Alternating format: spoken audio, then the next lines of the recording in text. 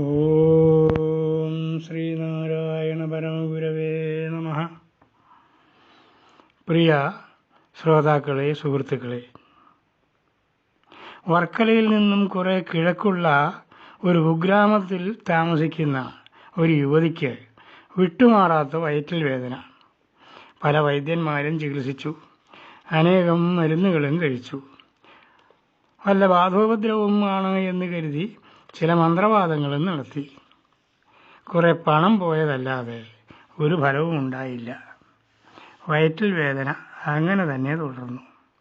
അങ്ങനെയിരിക്കെ അവരോട് ആരോ പറഞ്ഞു, നിങ്ങൾ വർക്കലെ ശിവഗിരിയിൽ ചെന്ന് ശ്രീനാരായണ ഗുരുദേവനെ കണ്ട് അദ്ദേഹത്തിന് വാഴപ്പഴം സമർപ്പിച്ച് പ്രാർത്ഥിച്ചാൽ നിങ്ങളുടെ അസുഖം അദ്ദേഹം മാറ്റും എന്ന്. അതിൻ പ്രകാരം അവർ അവരുടെ പറമ്പിൽ ആദ്യം കുലയ്ക്കുന്ന വാഴയുടെ കുല പഴുപ്പിച്ച് ശിവഗിരിയിൽ കൊണ്ടുചെന്ന് സ്വാമിക്ക് സമർപ്പിക്കാൻ തീരുമാനിച്ചു. അങ്ങനെ ആദ്യമുണ്ടായ വാഴക്കുല മൂത്തപ്പോൾ വെട്ടി പഴുപ്പിക്കാൻ വെച്ചു. അപ്പോഴേക്കും അവരുടെ അസുഖം മാറുകയും ചെയ്തു. അതോടെ അവർക്ക് സ്വാമിയിലുള്ള വിശ്വാസവും ഭക്തിയും വർദ്ധിച്ചു.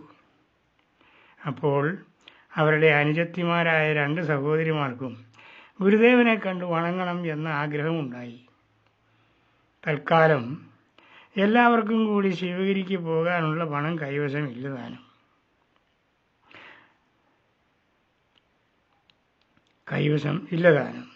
പത്താഴത്തിൽ പഴുക്കാൻ വച്ച വാഴക്കൊല പഴുത്ത് പാകമാവുകയും ചെയ്തു. അവർ ആകെ വിഷമത്തിലായി. എന്തു ചെയ്യും?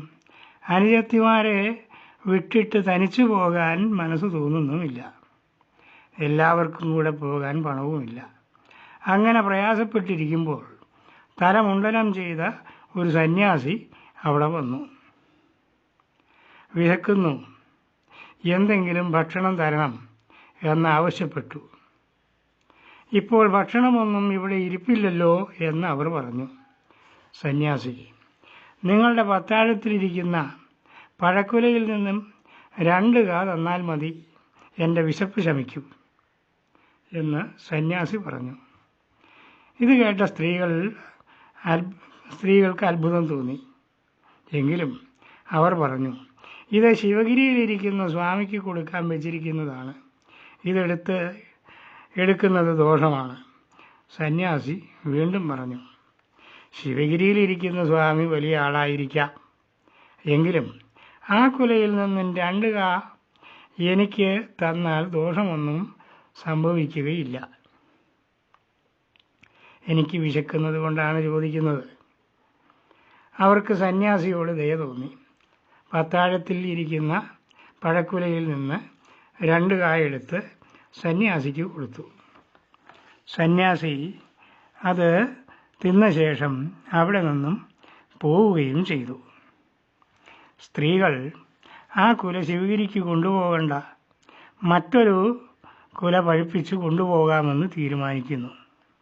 പിന്നീട് ഉണ്ടായ കുല വെട്ടി പഴുപ്പിച്ചു. അപ്പോഴേക്കും അവർക്ക് എല്ലാവർക്കും ശിവഗിരിക്ക് പോകാനുള്ള പണം സമ്പാദിക്കാനും സാധിച്ചു. ഒരു ദിവസം അവർ പഴക്കുലയുമായി ശിവഗിരിക്ക് യാത്രയായി. വർക്കലയും ശിവഗിരിയും ഒന്നും അവർക്ക് പരിചയമുള്ളതല്ല. ചോദിച്ചും പറഞ്ഞുമൊക്കെ അവിടെ എത്തി.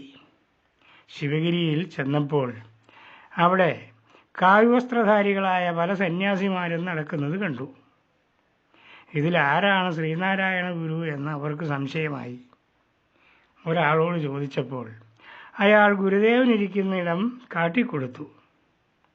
അവിടെ ചെന്ന് നോക്കിയപ്പോൾ ഗുരുദേവനെ കണ്ടപ്പോൾ അവർ അമ്പരന്നുപോയി. സ്വാമിയെ കണ്ടിട്ട് നിങ്ങളെന്താ വിളിച്ചു നിൽക്കുന്നത് എന്ന് ഒരാൾ ചോദിച്ചു.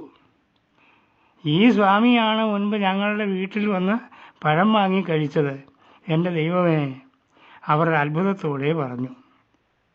അവർ സ്വാമിക്ക് മുമ്പിൽ പഴക്കൊല സമർപ്പിച്ചു, നമസ്കരിച്ചു.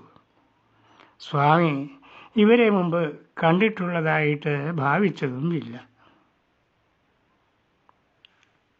നമസ്കാരം.